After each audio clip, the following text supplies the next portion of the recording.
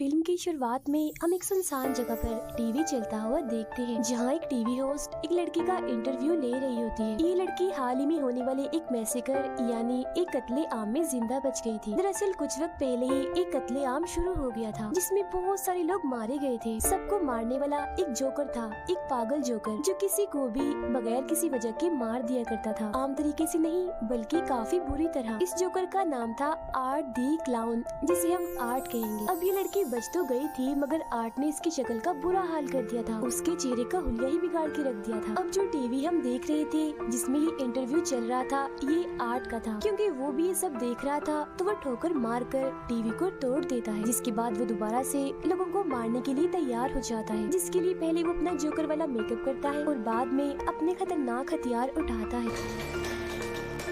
TV host interview के बाद अपने दोस्त से फोन पर बातें करने लगती है। वो बता रही थी कि जो लड़की आज आई थी वो बहुत ही बदसूरत थी, उसका ये कहना ही था। तभी उसे अपने पीछे हलचल होती हुई महसूस होती है। वो चेक करने जाती है, लेकिन वहाँ पर कोई नहीं था। फिर तभी अचानक से वो इंटरव्यू वाली लड़की आती है और उस होस्ट की आंखों में उंगलियां घुसा कर उसकी आंखें फोड़ देती है। फिर वो उसके चेहरे का ये उंगलियां बिगाड़ कर उसे जान से मार डालती है। उसने ऐसा इसीलिए किया था क्योंकि उस जोकर यानी आर्ट ने जब से उस पर हमला किया था तो वो बिल्कुल पागल हो गई थी। अब हम दो लड़कियों को देखते हैं जो एक दूसरे की काफी अच्छी दोस्त थी। इनमें एक लड़की का नाम तारा होता है। ये एक पार्टी से वापस लौट रही होती है और वो पार्टी थी हेलोवीन पार्टी। तो जाहिर है आज रात है हेलोवीन की रात। हेलोवीन दरअसल एक ऐसा त्योहार है जिसमें लोग अलग अलग तरह के कपड़े और मास्क लगा के फिरते हैं और आर्ट भी हेलोवीन पर ही निकलता है एक के बाद एक शिकार करने के लिए। जब ये दोनों बातें कर रही थी तो आर्ट भी इनके पास से गुजर रहा था, जिसकी नजर इन दोनों पर पड़ जाती है। उसे देख तारा की दोस्त उससे मजाक करने लगती है, मगर अगले ही पल वो गायब हो जाता है। वो अब एक पिज्जा की दुकान पर आती है, जहाँ आर्ट भी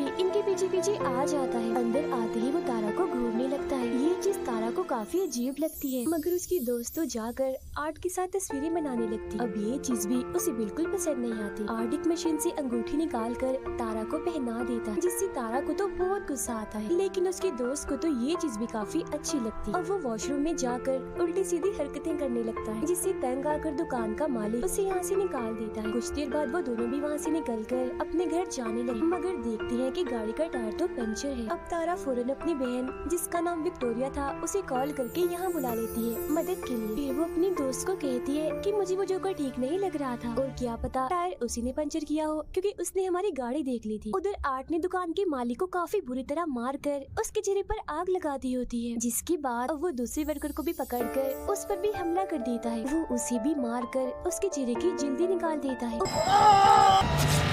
उधर तारा को वॉशरूम जाना था, मगर यहाँ आसपास कोई वॉशरूम नहीं था। तब उसकी नजर सामने एक बिल्डिंग पर पड़ती है, जहाँ से गार्ड बाहर आता है। तारा उसके पास जाकर यहाँ का वॉशरूम इस्तेमाल करने की इजाजत मांगती है, मगर वो इनकार कर देता है कि मैं यहाँ काम करता हूँ तो मेरी नौकरी खतरे में पड़ सकती है। जिस पर तारा कहती है कि इतनी रात हो गई है, किसी को क्या पता चलेगा कि आपका वॉशरूम इस्तेमाल हुआ है। अब थोड़ा और कहने पर वो मान जाता है और उसे अंदर ले आता है। वो उसे वॉशरूम के बाद छोड़कर चला जाता है। गाड़ी में बैठी तारा की दोस्त को खबरों से पता चलता है कि पिज्जा शॉप की मालिक और एक वर्कर की मौत हो गई है और उन्हें मारने वाला एक जोकर जैसा दिखने वाला आदमी है, जिसने अपने हाथ में एक बैग भी पकड़ा हुआ था। अब ये जानकर वो समझ जाती है कि ये काम उसी जोकर आर्ट का है। तभी गाड़ी में तारा आकर बैठ जाती है और जब वो इस सब के बारे में उसे बताने के लिए तारा की तरफ देखती है तो पता चलता है कि तारा नहीं बल्कि आर्ट है। तारा जब गाड़ी की तरफ वापस आ रही थी तो उसे एक बच्चे की रोने की आवाज आती है।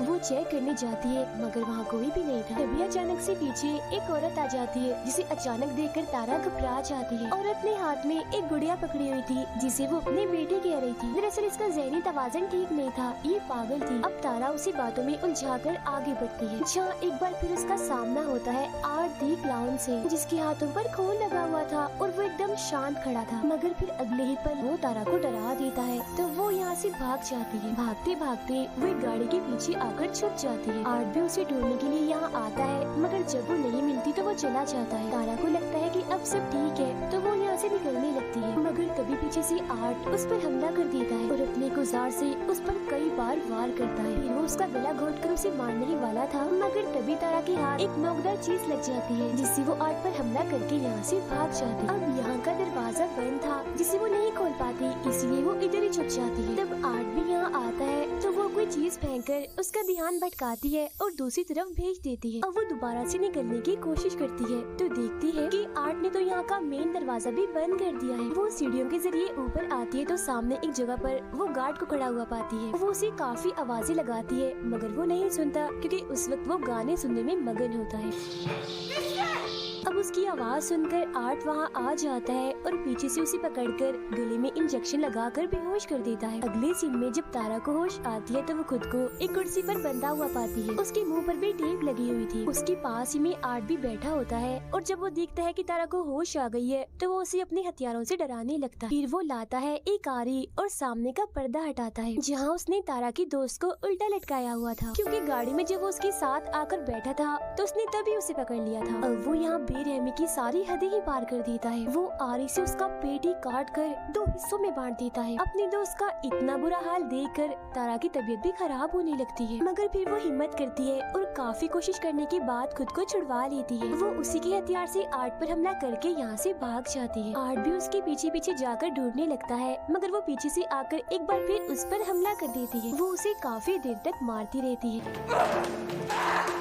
अब जब गेम उल्टी पड़ रही थी यानी तारा उस पर भारी पड़ रही थी तो वो यहाँ पर बेईमानी करता है। वो हाथों से नहीं लड़ता, वो करता है गन का इस्तेमाल। वो गोली पहले उसकी टांग पर मारता है और बाद में उसके चेहरे पर, जिससे वो काफी जख्मी और अधमरी हो गई थी। अब गन में गोलियां खत्म हो गई थी, इसलिए जब वो गोलियां लेने जाता है तो यहाँ उसे तारा का मोबाइल मिलता है जिस पर तारा की बहन विक्टोरिया का मैसेज आया होता है कि मैं बिल्डिंग के बाहर आ गई हूँ। तब आर्ट तारा बन के मैसेज करता है और पीछे के दरवाजे से अंदर आने का कहता है। ऐसा करने के बाद वो तारा की दोस्त की लाश के साथ तस्वीर बनाता है और लाश की हालत का हम बड़ा ही बुरा हाल देखते हैं, पूरी चिरी हुई 2 हिस्सों में बटी हुई। अब वो जाता है तारा के पास और उस पर भी अंधाधुंध गोलियां जलाकर उसे मार डालता है। वो पागल औरत भी यहीं खड़ी हुई थी और उसे ऐसा करता हुआ देख रही थी। ये सब देखकर वो जाती है गार्ड के पास और उसे सारी सूरत-ए-हाल समझाने की कोशिश करती है, मगर वो उसकी बातों का यकीन नहीं करता। फिर वो नीचे जाकर किसी को फोन करने लगता है, मगर तभी यहाँ आर्ट आकर हथौड़ी से उस पर हमला कर देता है। पागल औरत देखती है कि उसका बच्चा जो वो गुड़िया थी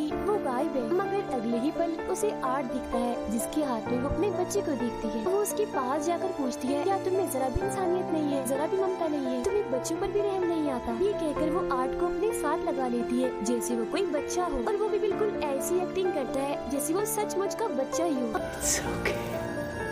विक्टोरिया भी अंदर आ गई थी और वो तारा को फोन करती है तो बेल की आवाज जब अंदर से आती है तो वो वहाँ चेक करने जाती है। अंदर आकर तो उसके होश उड़ जाते हैं क्योंकि वहाँ वो तारा की दोस्त की कटी हुई लाश देखती है। तभी उसे एक लड़की की आवाज सुनाई देती है। विक्टोरिया समझती है कि ये तारा है, इसीलिए वो चेक करने जब नीचे जाती है तो वहाँ एक औरत को जमीन पर देखती है जो रेंग रही थी क्योंकि काफी जख्मी थी। वो तारा समझकर उसके पास जाती है, मगर तभी उसकी नजर वहाँ पड़ी उस पागल औरत पर जाती है। वो भी काफी जख्मी थी क्योंकि आर्ट ने उसके सीने और सर को काट के बुरा हाल कर दिया था। उसकी हालत बस मरने ही वाली थी। अब यहाँ सवाल ये आता है कि पागल औरत तो इधर ही है, तो ये कौन है जो विक्टोरिया के सामने पड़ी हुई है अपना सर नीचे करके? और फिर तभी हम जान पाते हैं कि ये और कोई नहीं बल्कि आर्ट है जो उसे अपने जाल में फंसाने के लिए यहाँ औरत का भेष बनाकर लेटा हुआ था। वो उस पर भी हमला कर देता है, मगर विक्टोरिया जैसे तैसे करके अपनी जान बचाकर यहाँ से निकल जाती है। वो ऊपर जाकर एक अलमारी में छुप जाती है। तभी यहाँ आर्ट भी आ जाता है जो ये जान चुका था कि वो अलमारी में छुपी है, मगर इससे पहले वो विक्टोरिया के साथ कुछ करता उसे हॉर्न की आवाज आती है जिसे चेक करने के लिए वो यहाँ से निकल जाता है। बाहर दरअसल आया था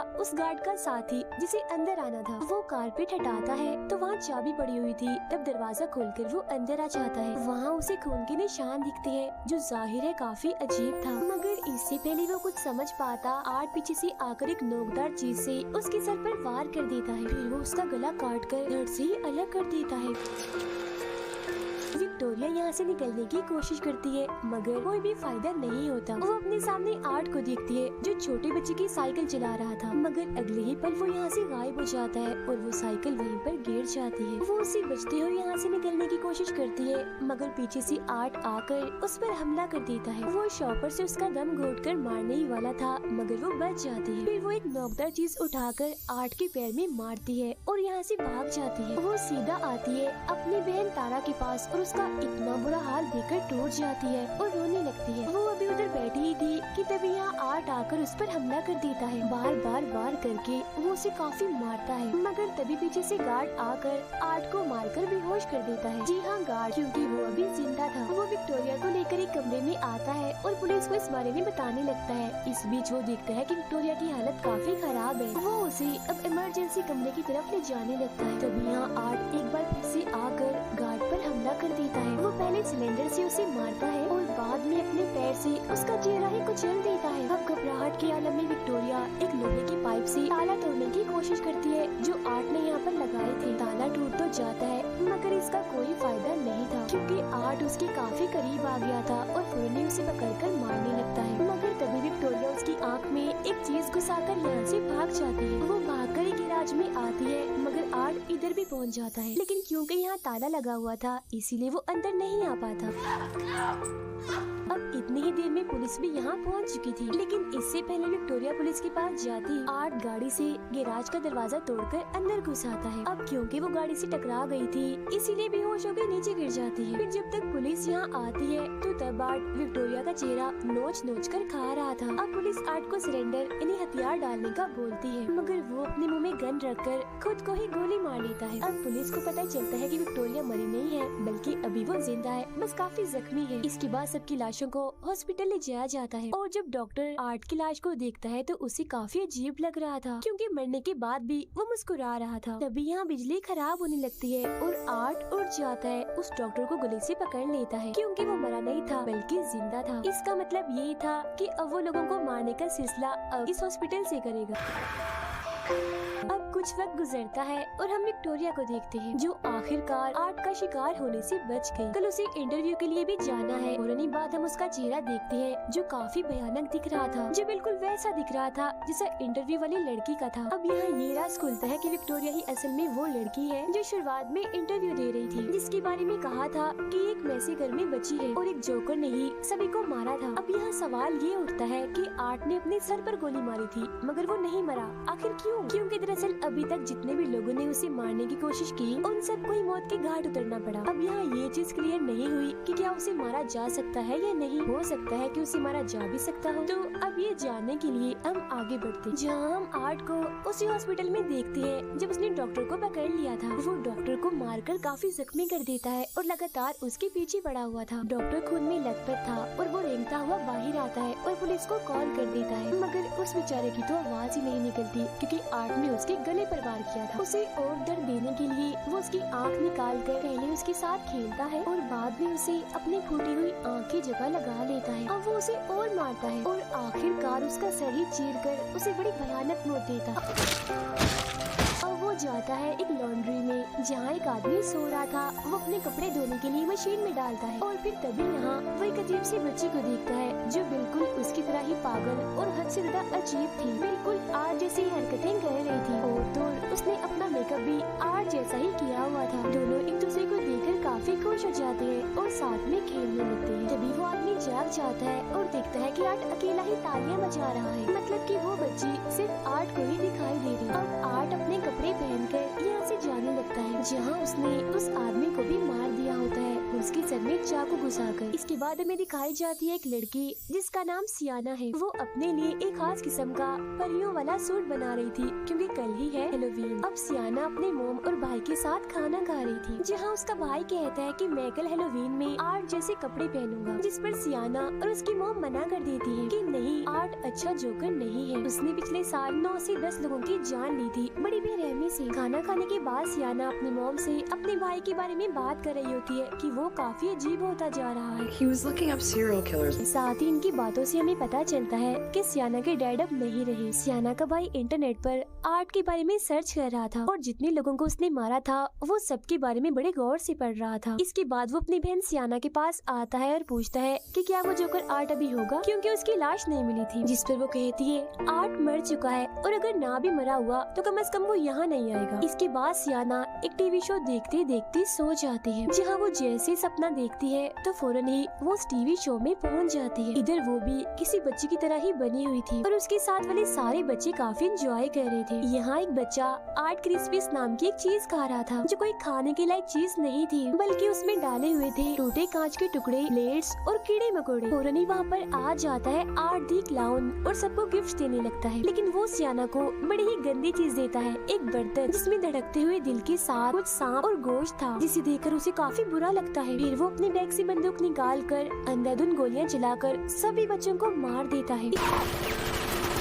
इस बीच सियाना भी जख्मी हो गई थी मगर जिंदा थी। वो आगे बढ़ती है तो आर्ट उस पर आग फेंकता है, तो वो एक बॉक्स में से तलवार निकालकर आगे कर देती है, जिससे आग उसका कुछ बिगाड़ नहीं पाती। असल में ये तलवार काफी ताकतवर थी जो सियाना को उसके डैड ने दी थी। अब इतना भयानक सपना देखकर वो डरते हुए अचानक से जाग जाती है और देखती है कि सच में उसके सामने वाले टेबल और टीवी पर आग लग चुकी है। तब उसकी मॉम जल्दी से यहाँ आकर आग बुझाती है। सब कुछ नॉर्मल होता है तो सियाना की मॉम उससे पूछती है कि तुमने जलती हुई मोमबत्तियाँ टेबल पर क्यों छोड़ी, जिस पर वो कहती है मॉम मैंने तो मोमबत्तियों को जलाया तक नहीं था। सियाना अपने कमरे में जाकर उस तलवार को देखती है जहाँ वो बिल्कुल ठीक पड़ी थी, उसे कुछ भी नहीं हुआ था। उधर आर्ट हेलोवीन की तैयारी कर रहा था, मतलब वो तेजदार हथियार बना रहा था मैसेकर करने के लिए। वो अजीब बच्ची जो उसके साथ ही टीवी चलाती है और वो शो देखने लगती है जिसमें टीवी होस्ट विक्टोरिया का इंटरव्यू ले रही थी, जिसके बाद हमने देखा था कि आर्ट ने ठोकर मारकर टीवी तोड़ दिया था। तो यहाँ भी वो ऐसे ही करता है क्योंकि ये वही सीन है। स्कूल में सियाना का भाई और उसके दोस्त एक मरे हुए चूहे को देख रहे थे, तभी यहाँ टीचर आती है और तीनों को डांटकर क्लास में जाने का कहती है। क्लास खत्म होने के बाद जब सियाना का भाई नीचे आता है तो वो अपने सामने पाता है आर्ट और उस अजीब बच्ची को जो उस मरे हुए चूहे के साथ खेल रही थी। उन्हें देखकर वो डरने लगता है, तभी उन दोनों की नजर भी उस पर पड़ जाती है, जो देख डरते हुए वो यहाँ से भागने लगता है। मगर रास्ते में ही एक टीचर उसे देख लेती है और वो उसे रोकने की कोशिश करती है, मगर वो नहीं रुकता। तब चेक करने के लिए वो टीचर जब अंदर जाती है तो जमीन पर मरे हुए चूहे को देखती है, जो देख उसे लगता है कि ये काम जरूर सियाना के भाई का ही है। सियाना को हम अपने दोस्तों से बातें करते हुए देखते हैं, जहाँ वो आर्ट की बातें कर रही थी और ये भी कि उस भयानक दिखने वाली विक्टोरिया ने टीवी होस्ट की आंखें फोड़ दी। अब ये सारी बातें सुनकर सियाना को काफी अजीब सा महसूस होने लगता है और वो यहाँ से उठकर चली जाती है। उसकी दोस्तें भी उसके पास आकर पूछती हैं कि आखिर बात क्या है, तुम इतनी घबराई हुई क्यों हो। जो सुन सियाना उन्हें अपने सपने के बारे में बताती है, साथ ही वो काफी डरी हुई भी थी। अगले दिन वो अपने दोस्त के साथ हेलोवीन की शॉपिंग करने चली जाती है। उसकी दोस्त को कॉल आ जाती है जो सुनने वो बाहर चली गई थी। तब बदकिस्मती से वहाँ आ जाता है आर्ट दी क्लाउन। तब सियाना उससे बचते हुए ऊपर चली जाती है और कुछ खरीदने की एक्टिंग करने लगती है, लेकिन मुसीबत वो अपना बैग तो नीचे ही भूल गई थी जिसमें पैसे रखे थे। तब पलक झपकते ही आर्ट उसका बैग लेकर आता है तो वो पैसे देती है, लेकिन यहाँ आर्ट उसे परेशान करने का तंग करने का कोई मौका नहीं छोड़ता। मगर सियाना अभी भी इस सोच में है कि ये सच में आर्ट ही है या कोई उसके साथ मजाक कर रहा है। पर इसके बाद वो यहाँ से चली जाती है। उसके जाते ही आर्ट दुकान बंद कर देता है, मतलब वो टैग जिस पर दुकान खुली लिखा था वो उसे पलटकर बंद की तरफ कर देता है। इसके बाद वो अपने लिए एक छोटा सा बाजा खरीदता है, मगर पैसे देने की बजाय वो अपने हथियार बाहर निकालने लगता है, जो देख दुकानदार को गुस्सा आ जाता है और वो आर्ट को बातें सुनाने लगता है। तब उसका मुंह बंद करने के लिए आर्ट पहले उसके सर पर बोतल से मारता है और बाद में उसकी आंख में एक मोटी चीज घुसा देता है। इस सबसे भी जब उसका दिल नहीं भरता तो पहले वो बड़े सी चाकू से उसके सर पर वार करता है और बाद में उसके गले पर मारकर जिस्म से ही अलग कर देता है। सियाना जब घर आती है तो उसका भाई उसे आर्ट के बारे में बताता है कि आज मैंने उसे अपने स्कूल में देखा। वो सियाना को अपने डैड की एक किताब दिखाता है जिसमें उस बच्ची की खबर छिपी हुई थी कि 10 साल पहले ही उसकी मौत हो गई थी। उसमें आर्ट की ड्राइंग के अलावा उन सब की भी थी जो उस मैसेकर में मारे गए थे, और इन सब के अलावा एक लड़की की भी ड्राइंग थी जिसने परियों जैसे कपड़े पहने हुए थे और हाथ में आर्ट का सर पकड़ा हुआ था। उसका भाई सियाना को कहता है कि यही वो लड़की है जो आर्ट को मारेगी और मुझे यकीन है कि ये और कोई नहीं बल्कि आप ही हो। मगर सियाना उसकी बातों को यकीन नहीं करती। सियाना की दोस्त जो अपने घर से बाहर आती है तो अपने घर के सामने एक वैन खड़ी हुई देखती है जिसमें वही अजीब बच्ची बैठी हुई थी। उसे अजीब लगता है, इसीलिए वो दोबारा से अंदर आ जाती है। कुछ देर बाद आर्ट दरवाजे पर दस्तक देता है और सियाना की दोस्त के बाहर आने पर उसे कहता है कि हेलोवीन की खुशी में मुझे कुछ खाने को दो। वो कहती है कि खाने की चीजें सिर्फ बच्चों के लिए होती है, बड़ों को कुछ नहीं मिलता। ये कहकर वो दरवाजा बंद कर देती है। मगर जब दोबारा आर्ट दरवाजे पर दस्तक देता है तो तंग आकर वो उसे खाने की चीजें दे देती है। अब तभी उसकी नजर आर्ट के बैग में जाती है जिसमें कुछ हथियार और औजार थे जिन पर खून लगा हुआ था। उधर सियाना भी हेलोवीन पार्टी के लिए तैयार होने लगती है। अब जब सियाना की दोस्त अकेली थी तो उसे नीचे से कुछ आवाजें सुनाई देती है। वो चेक करने जब नीचे आती है तो देखती है कि शीशे का दरवाजा टूटा हुआ है, क्योंकि घर में आर्ट घुस आया था और वो यहाँ ऐसे घूम रहा था जैसे घर उसका ही हो। अब जब उसकी नजर सियाना की दोस्त पर पड़ती है तो वो उसके पीछे पड़ जाता है। वो बचने के लिए अपने कमरे में आती है, लेकिन आर्ट आखिरकार उसे पकड़ ही लेता है। पहले वो उसके चेहरे पर कट मारता है जिससे उसकी आंख भी कट जाती है, जिसके बाद वो उसके सर की जिल्द काट कर बालों वाले हिस्से को ही अलग कर देता है। अब बेरहमी उसकी हद से बढ़ जाती है, क्योंकि वो चाकू से उसके पेट को काफी गहरा काट देता है। वो फिर उसकी बाजू ही उसके जिस्म से अलग कर देता है। अभी भी उसका दिल नहीं भरता तो वो अपने हाथों से ही उसके चेहरे की स्किन नोच कर अलग कर देता है। वो उसका बहुत बुरा हाल कर देता है, काफी खून बह रहा था उसका। कुछ वक्त के बाद जब उसकी मॉम घर आती है तो वो ऊपर आकर बड़ा ही भयानक नजारा देखती है कि पूरा कमरा खून से भरा पड़ा है और वो खून है उनकी बेटी का, जहाँ अब आर्ट उसके बचे हुए जिस्म की चीर फाड़ कर रहा था। उसका बहुत ही बुरा हाल था, मगर हैरत कि वो अभी भी जिंदा थी। इसके बाद वो उसकी मॉम को भी काफी बुरी तरह से मार देता है। फिर जब बच्चे हेलोवीन की चीज लेने आते हैं तो वो बच्चों को उस लड़की की मॉम के सर में कैंडीज रख कर देता है। बच्चे कुछ भी समझ नहीं पाते, उन्हें ही नकली सर लगता है और वो यहाँ से चले जाते हैं। उधर हेलोवीन पार्टी में सियाना को अपनी दोस्त की फिक्र हो रही थी, क्योंकि अभी तक वो पार्टी में नहीं आई थी, जबकि उसके बाकी दोस्त पार्टी में आ गए थे। और अब वो डांस करने लगते हैं और काफी मजे कर रहे थे। सियाना के भाई को हम उसके कमरे में देखते हैं, क्योंकि उसकी मॉम ने उसे पार्टी में जाने नहीं दिया था। आर्ट के बारे में बताने के लिए वो अपनी मॉम को अपने डैड की वही किताब दिखाता है, जिसे उसकी मॉम फाड़ देती है। वो अपनी मॉम से बदतमीजी करता है तो वो उसे थप्पड़ लगा देती है, तो वो गुस्सा होकर अपने घर से निकल जाता है। फिर जब उसकी मॉम बाहर आती है तो देखती है कि उनके बेटे ने सब कुछ खराब कर दिया है, यहाँ तक कि गाड़ी भी गंदी कर दी थी और उस पर अपनी माँ के लिए गाली लिख दी थी, जो देख उसकी मॉम को काफी बुरा लगता है। सियाना के भाई को वही वैन दिखती है जिसमें वो उसी अजीब सी बच्ची को बैठा हुआ पाता है। ये देखकर तो उसकी हालत ही खराब हो जाती है और वो फौरन ही अपने घर की तरफ भाग जाता है। अब सियाना की मॉम गाड़ी साफ करने लगती है, इस बात से अनजान होकर कि इसमें आर्ट बैठा हुआ है, जिसका साफ मतलब था कि गाड़ी का ऐसा हाल और किसी ने नहीं बल्कि आर्ट ने किया है। फिर जैसे वो शीशा साफ करती है, अंदर आर्ट को बैठा हुआ देख लेती है, मगर कुछ सोचने समझने का मौका दिए बगैर वो उनके सर पर गोली मारकर धड़ से ही अलग कर देता है। जब सियाना का भाई घर आता है तो देखता है कि